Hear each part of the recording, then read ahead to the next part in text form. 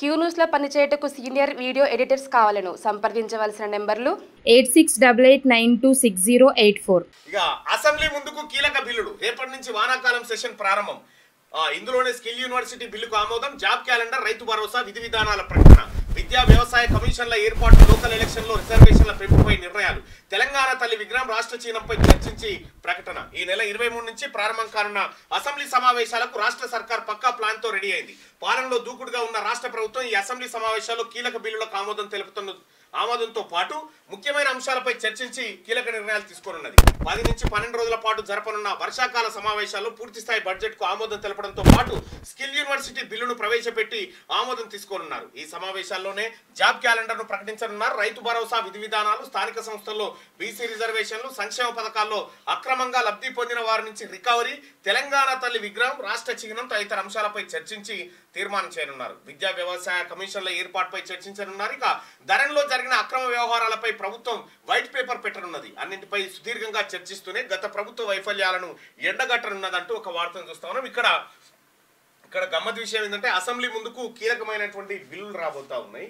ఆ బిల్లులో ప్రధానంగా విద్యా కమిషన్ అలాగే వ్యవసాయ కమిషన్ రెండింటిని ఏర్పాటు చేసేందుకు సభ తీర్మానం చేయబోతా ఉంది. రెండోది ఇక జాబ్ క్యాలెండర్ ని ఈ అసెంబ్లీ సమావేశాల్లో ఆమోదం తీసుకునే అవకాశం ఉంది. అలాగే రైతు భరోసా, విధి విధానాలు ఎట్లా ఉండాలి, 5 ఎకరాల వాళ్ళకి అన్నా 10 ఎకరాల వాళ్ళకి అన్నా ఎంతమందికి ఇవ్వాలి, లేకపోతే వ్యవసాయం చేసే వాళ్ళకి అన్నా కౌలు రైతుల పరిస్థితి ఏందనే దానిపైన చర్చ జరగబోతా ఉంది. ఇక స్కిల్ యూనివర్సిటీని తీసుకొస్తా ఉన్నారు. వాస్తవానికి కూడా మొత్తం ఎంటైర్ భారతదేశంలో కేవలం కీలక బిల్లులను అసెంబ్లీ ముందుకు తీసుకురాబోతా ఉంది రాష్ట్ర ప్రభుత్వం. రేపటి నుంచి అసెంబ్లీ సమావేశాలు ప్రారంభం కాబోతా ఉన్నాయి. ఇక ఇందులోనే స్కిల్ యూనివర్సిటీ, అలాగే జాబ్ క్యాలెండరు, రైతు భరోసా, విధి విధానాలు, విద్యా వ్యవసాయ కమిషన్ల ఏర్పాటు, లోకల్ ఎలక్షన్లో రిజర్వేషన్ల పెంపుపై నిర్ణయాలు, ఇది అత్యంత కీలకమైనటువంటి అంశం. ఇప్పుడు తెలంగాణ రాష్ట్రంలో మిగిలి ఉన్నటువంటి ఎన్నికలు లోకల్ బాడీస్ ఎలక్షన్స్ మాత్రమే మిగిలి ఉన్నాయి. అక్కడ మున్సిపాలిటీస్ కి, ఇక్కడ గ్రామ పంచాయతీలకు, ఎంపీటీసీలు, జెడ్పీటీసీలు వీళ్ళందరి ఎన్నికలు ఉన్నాయి. ఈ ఎన్నికలకు సంబంధించి కాంగ్రెస్ పార్టీ ఒక స్పష్టమైన విధానంతో ఎన్నికల మేనిఫెస్టోలో ముందుకు వచ్చింది. తెలంగాణ రాష్ట్రంలో కాంగ్రెస్ పార్టీ అధికారంలోకి వస్తే మొదటి 6 నెలల్లోనే కులగణన చేపట్టి తద్వారా 42% రిజర్వేషన్ను బీసీలకు కల్పిస్తామనేటువంటి మాటను అప్పటి కాంగ్రెస్ పార్టీ అగ్రనాయకులు రాహుల్ గాంధీ గారు కానీ, లేకపోతే ఇతర నాయకులు కానీ, ముఖ్యమంత్రి రేవంత్ రెడ్డి గారు కానీ వీళ్ళందరూ కూడా మాట ఇచ్చి మేనిఫెస్టోలో పొందుపరచడం జరిగింది. 42% రిజర్వేషన్ బీసీలకు ఇవ్వడం ద్వారా సో వాళ్ళకు మెరుగైనటువంటి అవకాశాలు కల్పించవచ్చు, ఎక్కువ అవకాశాలు ఇవ్వచ్చు అని. కానీ గతంలో కేసీఆర్ చేసినటువంటి మోసం ఏంటంటే ఒకసారి మనం పరిశీలించాలి. బీసీలకు కేసీఆర్ చేసినటువంటి మోసాన్ని ఒకసారి చూస్తే 34% ఉన్నటువంటి బీసీ లోకల్ బాడీ రిజర్వేషన్ను 23కు తీసుకొచ్చిండు. 23కు తీసుకొస్తే పోనీ 23 అన్న దక్కిందంటే 23 దక్కలేదు, కేవలం 16, 17, 18% మాత్రమే దక్కడం జరిగింది. సో ఇక్కడ జరిగినటువంటి ఆ ఘోరాన్ని ఒకసారి మీకు వివరించేటువంటి ప్రయత్నం చేస్తా సోదరులారా. ఈ బీసీ రిజర్వేషన్ కు సంబంధించి గతంలో కేసీఆర్ చేసినటువంటి మోసాన్ని మీ ముందుకు తీసుకొస్తా.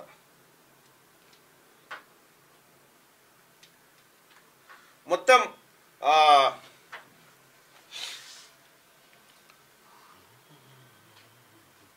దాదాపుగా ఏంటంటే బీసీ రిజర్వేషన్లకు సంబంధించి కేసీఆర్ చేసినటువంటి మోసాన్ని కనుక మనం ఒకసారి పసిగట్టగలిగితే ఈ ప్రమాదం నుంచి బీసీలను తప్పించవచ్చు అనేటువంటిది ఒక బలమైనటువంటి ఆకాంక్ష ఉంది. మొన్న ముఖ్యమంత్రి గారి ముందు కూడా ఇదే అంశాన్ని పెట్టడం జరిగింది మనమంతా. అయితే కేసీఆర్ గతంలో బీసీలు దాదాపుగా తెలంగాణలో 50 నుంచి 60% మధ్యలో ఉన్నారనేది సత్యం. బీసీలు బ్యాక్వర్డ్ క్లాసెస్ ఈ క్లాసెస్ అనేది పెద్ద పంచాయతీ. బ్యాక్వర్డ్ క్లాసెస్ ఇది. ఎస్సీలనేమో షెడ్యూల్ క్యాస్ట్ అంటారు, ఎస్టీలనేమో షెడ్యూల్ ట్రైబ్స్ అంటారు, బీసీలనేమో క్లాస్ అంటారు. ఇందులో ఏ కులాలు ఉంటాయో భారత రాజ్యాంగం చెప్పింది, ఇందులో ఏ ఉంటాయో భారత రాజ్యాంగం చెప్పింది. బీసీలో ఏమేం కులాలు ఉంటాయో భారత రాజ్యాంగం చెప్పలే. ఇందులో ఆయా రాష్ట్రాలే మీరు బీసీలలో ఎవరు ఉంటారో ఎంపిక చేసుకోరంటే ఇక ఇప్పటికీ తెలంగాణ రాష్ట్రంలో కేసీఆర్ పుణ్యాన 23 కులాల మంది బీసీలు వాళ్ళు జనాభా లెక్కలలో లేకుండా పోయారు. మొత్తం సంచార జాతులకైతే ఇక దిక్కే లేకుండా పోయింది. ఈ రకంగా బీసీలను దెబ్బ కొట్టిన కేసీఆర్ 34% ఉన్నటువంటి స్థానిక సంస్థల రిజర్వేషన్ను కేసీఆర్ ఏం చేసిండు, 23% తెచ్చిండు. 23% రిజర్వేషన్ తీసుకొచ్చిండు. కారణం ఏంది సార్ దానికనంటే కేసీఆర్ ఆడినటువంటి డ్రామా. గతంలో ఉన్నటువంటి కాంగ్రెస్ పార్టీ ప్రభుత్వం 1994లో 34%. ఇగో ఇంత శాతాన్ని రిజర్వేషన్ గా తీసుకొస్తే సుప్రీంకోర్టు ఏం చెప్పింది, సుప్రీంకోర్టు రిజర్వేషన్లు 50% మించరాదు అని చెప్పింది. రిజర్వేషన్లు ఈ భారత రాజ్యాంగంలో ఎక్కడ లేదు 50% మించి చేయాలని. ఇది సుప్రీంకోర్టు కథ. ఇది బీసీల విషయంలో ఇక్కడ మళ్ళా ఈడబ్ల్యూఎస్ కు సంబంధించినటువంటి రిజర్వేషన్ లో 10% హైక్ చేస్తే సుప్రీంకోర్టు ఏం బాధ లేదు. సుప్రీంకోర్టు ఏం బాధ లేదు. బీసీల రిజర్వేషన్లు మాత్రం ఎక్కువ ఉన్నాయని 50% మించకూడదు. 50% మించకూడదు. Indira Sahni case, union of India and Indira Sahni కేసును ముంగటేసి ఈ ముచ్చట చెప్తా ఉన్నారు. వాస్తవానికి బీసీ ప్రజాప్రతినిధులారా, బీసీ సోదరులారా, జరిగినటువంటి కుట్ర ఏం జరిగిందంటే కేసీఆర్ వచ్చిన తర్వాత 34 మంది బీసీలు ఎంపీటీసీలు జెడ్పీటీసీలు సర్పంచ్లు అయితే ఉంటే కేసీఆర్ ఏం చేసిందంటే 23% తీసుకొచ్చిండు. పోనీ 23% అన్న దక్కిందంటే దక్కలే. ఇక్కడ షెడ్యూల్డ్ ఏరియా అని ఉంటది. షెడ్యూల్డ్ ఏరియా అంటే కంప్లీట్ గా ట్రైబల్స్ ఉండేటువంటి ఏరియా, వాళ్ళకే పరిమితం. అన్ని స్థానాలు వాళ్ళకే. దాంట్లో నో డౌట్ భారతదేశంలో 8 రాష్ట్రాలు ఇంప్లిమెంట్ చేస్తే మొట్టమొదటిగా మన ఏపీ ఇంప్లిమెంట్ చేసింది, తెలంగాణ కూడా ఇంప్లిమెంట్ చేస్తూ ఉంది. ఇక్కడ దాదాపుగా వార్డు మెంబర్లు షెడ్యూల్ ట్రైబ్స్ అంటే ఎస్టీ, ఓ రకంగా చెప్పాలంటే ఇది చాలా కీలకమైనటువంటి సబ్జెక్టు. ప్రజలారా దయచేసి అర్థం చేసుకోండి. ఇక్కడ ఎస్టీ అంటే షెడ్యూల్ ట్రైబల్స్ వార్డు మెంబర్స్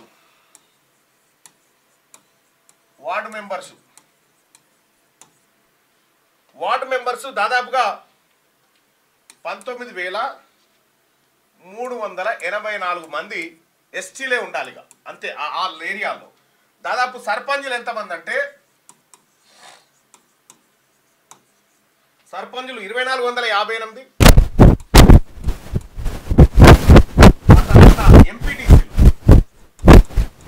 ఎంపీటీసీలు వచ్చేసి 151 మంది. ఇవి ఫిక్సింగ్. ఇవన్నీ షెడ్యూల్డ్ ఏరియా, వాళ్ళ రిజర్వేషన్ వాళ్ళకు మాత్రమే. ఇక మిగిలిన వాటిలో నుంచే రిజర్వేషన్లు. ఇక మిగిలిన ఎట్లా జరిగినాయి అంటే నాన్ షెడ్యూల్ ఏరియా,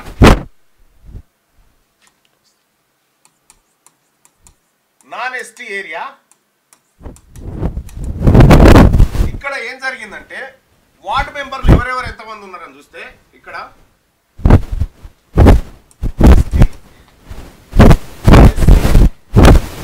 బీసీ. ఇక్కడ ఒకసారి చూస్తే వార్డు మెంబర్లు నాన్ షెడ్యూల్ ఏరియాలో మొత్తం 93,970 ఉంటాయి. మొత్తం ఎన్ని 93,970 ఇన్ని ఉంటే 19.46% ఏమో వార్డు మెంబర్లు ఎస్టీలు అయ్యారు. సారీ ఎస్సీలు. ఇదేమో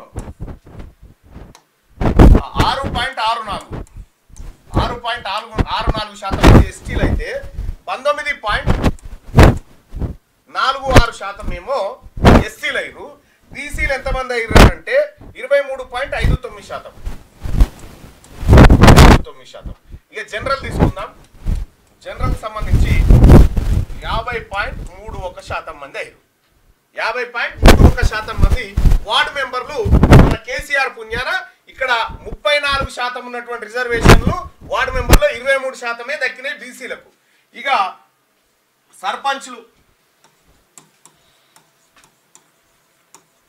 సర్పంచ్ల విషయానికి వస్తే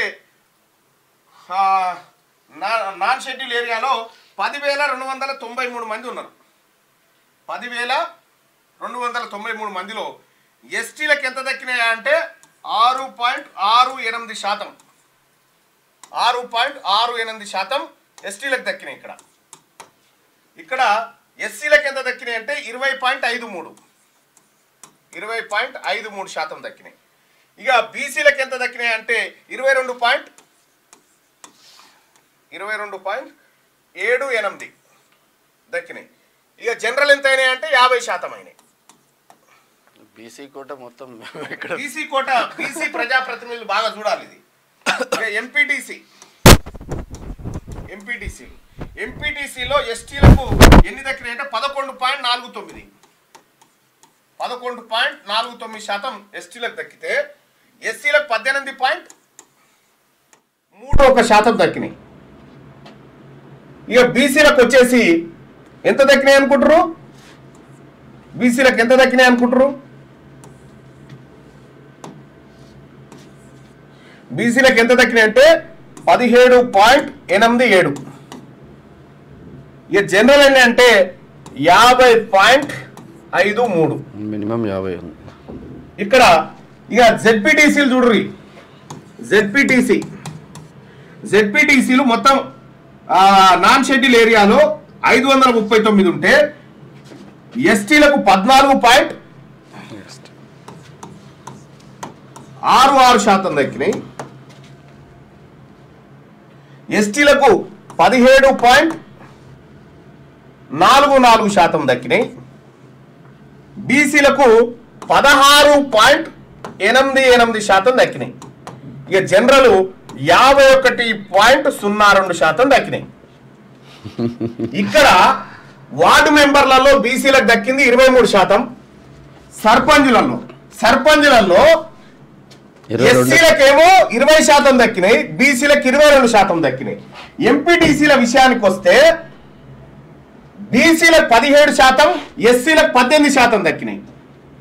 ఇక్కడ జెడ్పీటీసీల విషయానికి వస్తే ఎస్సీలకు 17% దక్కితే బీసీలు ఇగో ఎస్సీలతో పోటీ పడ్డారు. ఏది ఎస్టీలతో పోటీ పడ్డారు. ఇది బీసీల బతుకు. ఇది కేసీఆర్ తీసుకొచ్చిన ముఖ చిత్రం. బీసీ రిజర్వేషన్లు స్థానిక సంస్థల విషయంలో వాళ్ళు తీసుకొచ్చినటువంటి వ్యవహారం ఇది. ప్రజలారా కొద్దిగా బాగా గమనించండి. ఎందుకు ఇట్లా జరిగిందంటే 50% దాటొద్దు అని చెప్పింది ఏది సుప్రీంకోర్టు. కాబట్టి మేము కోట పెడితే మీ బీసీలలో పెడతాం తప్ప ఇంకొక చోట పెట్టాం. అయితే 50% రిజర్వేషన్ దాటొద్దు అని చెప్పింది సుప్రీంకోర్టు. ఏ రాజ్యాంగంలో లేదు 50% దాటొద్దని. కానీ జనరల్ మాత్రం 50% దాటొద్దని చెప్పిందా? మరి ఇక్కడ ఎందుకు సుప్రీంకోర్టు అడ్డుకోలే? 51.0. ఇంకా భయంకరమైన విషయం ఏంటంటే లోకల్ బాడీస్ వస్తా ఉన్నాయి కాబట్టి బీసీ ప్రజాప్రతినిధులకు నేను చెప్తా ఉన్నా. అర్బన్ ఏరియా మున్సిపాలిటీల విషయానికి వస్తే మున్సిపాలిటీలో 2849 వార్డ్స్ ఉన్నాయి.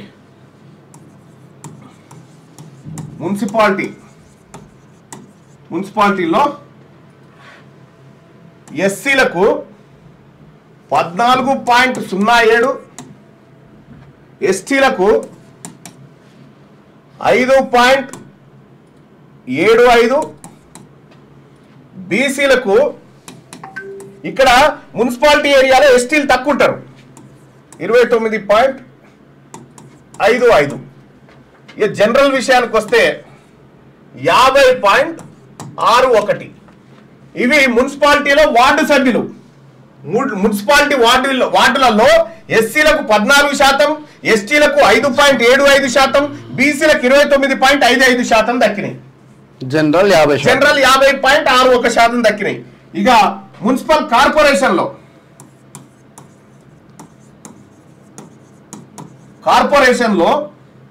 511 వార్డులు ఉంటే ఎస్సీలకు వచ్చేసి 13.11 దక్కినాయి, ఎస్టీలకు 3.32 దక్కినాయి, బీసీలకు 33.46 దక్కినాయి, జనరల్ 50.09.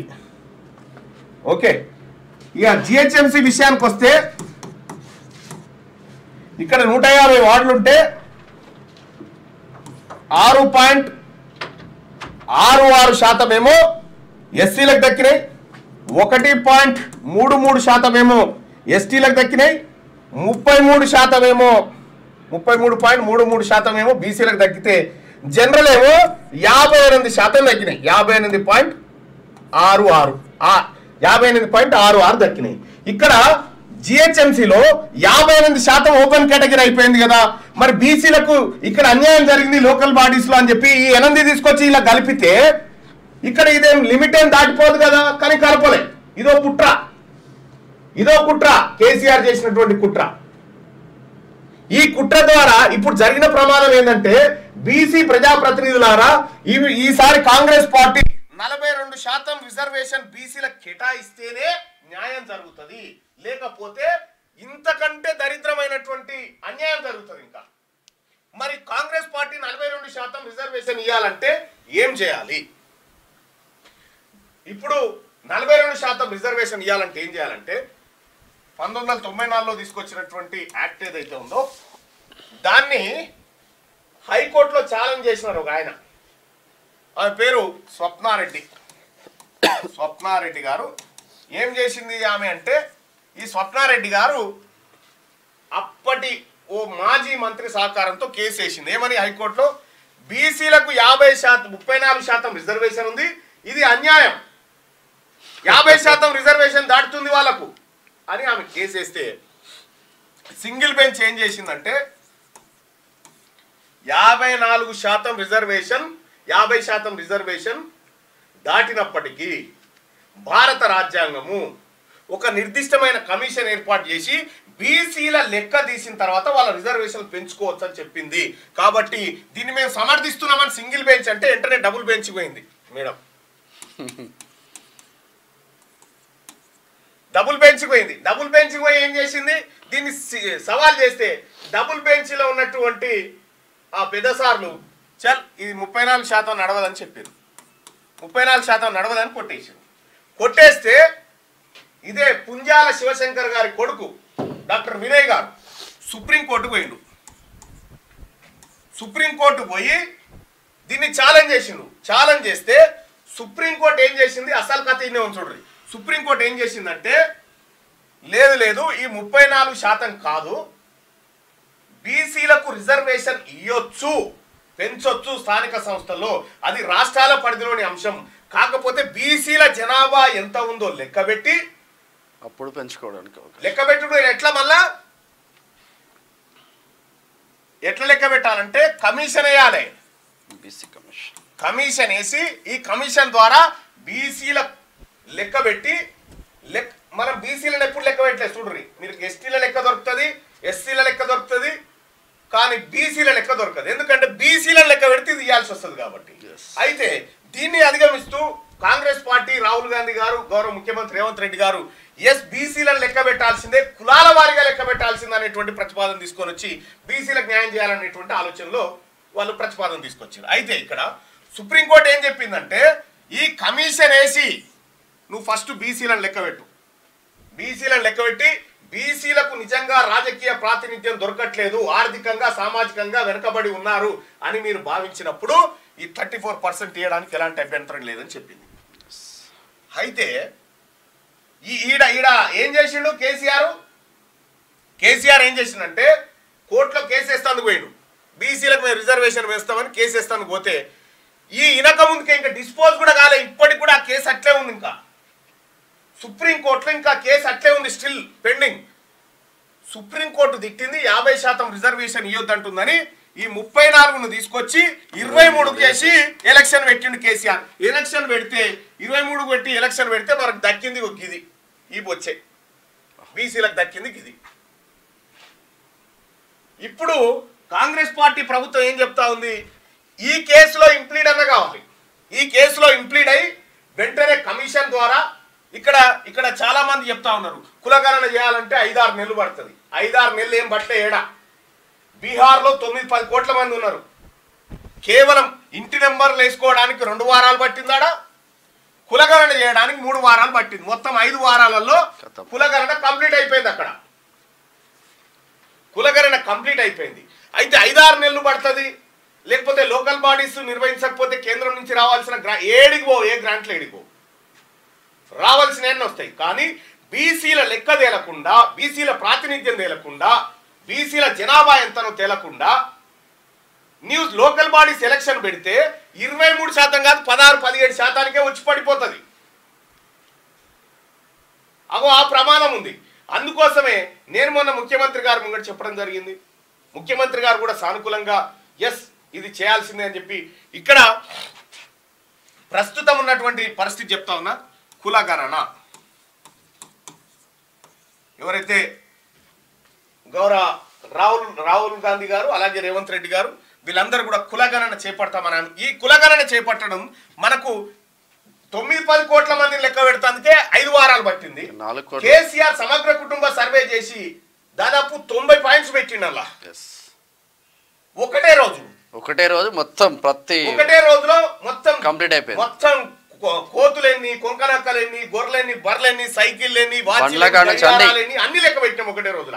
కానీ కులాలను లెక్క పెట్టడానికి మాత్రం నెలలు కావాలని చెప్పి ఎవరన్నా ఈ బీజేపీ వాళ్ళు ఆయన మొన్న చెప్తా ఉన్నాడు రామ్విలాస్ పాశ్వాన్ కొడుకు కులగణన కుదరదు, అది కులగణన కుదరదంటే ఈ అగ్గి పుడుతుంది. ఆ ప్రయత్నం బీజేపీ తన స్టాండ్ చెప్పాలి. ఇక్కడ బీజేపీ రాష్ట్ర అధ్యక్షుడు కిషన్ రెడ్డి మీరేమనుకుంటా ఉన్నారో చెప్పాలి సార్. మీరు కులగణన పైన మీ అభిప్రాయం చెప్పాలి. ఇక్కడ కులగణన చేయాలని చెప్పింది మళ్ళీ భారతీయ జనతా పార్టీ ఒకనొక సందర్భంలో రైట్. ఇక్కడ కులగణన చేయాలి. కులగణన చేసి తద్వారా కులాల వారీగా బీసీల లెక్కలు తీసి బీసీలు 55% ఉన్నారా 60% ఉన్నారా అని లెక్క తీసి ఈ లెక్కలను సుప్రీంకోర్టుకు సమర్పిస్తే ఆ కేసులో సుప్రీంకోర్టు 34 కాదు 42% రిజర్వేషన్ ఇవ్వడానికి కూడా బీసీలకు వెనకాడదు. ఇక్కడ కర్ణాటకలో తమిళనాడులో 69% రిజర్వేషన్ బీసీలకు అమలైతా ఉంది. మరి ఇక్కడికి వచ్చేసరికి 50% స్లాబ్ ఎందుకు ఉండాలి? ఇక్కడ తమిళనాడు ప్రభుత్వం అసెంబ్లీలో చట్టం